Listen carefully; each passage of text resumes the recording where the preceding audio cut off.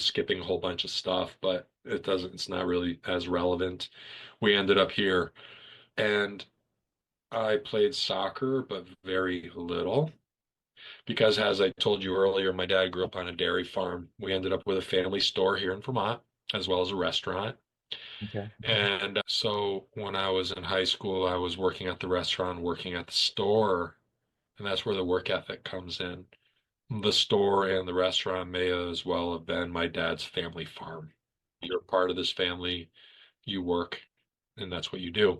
I never got my varsity letter. I never got any of those things that used to really bother me, but I was taught one hell of a work ethic. And we used to party our tails off in high school. They fit in their sports and did their thing, but yeah, again, it was just a different time. You worked. Yeah, Also, too, what I'm seeing is another instance of where you're pulled out of a comfort zone. sure. You're uprooted and you've got to transition from something that you've been able to have consistently since the passing of your mom, which was your school, the people that you knew at the school, those types of things. So that comes into play where you, as a child, those things are informing on your sense of community in a way, Sure. because that's where you're going, where you know people, where you can relate to people.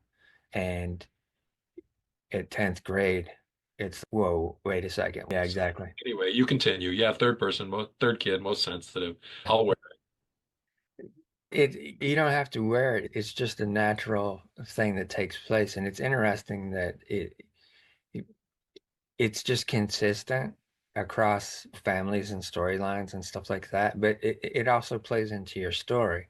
It plays into your story in terms of the fact that the creativity that was coming out earlier on and becoming your sense of creating your own world outside of your world, or also too a way for you to pay attention that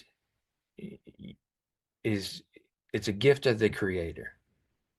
Being a creative is a gift of the creator. So we're giving that gift, that ability to be connected in that way. Also, too, being the third child, you're the most sensitive, you're most in tune. So you have a different perspective of what things look like in the world and how you perceive them and what they look like to you versus what they may look like to your middle brother or your oldest brother.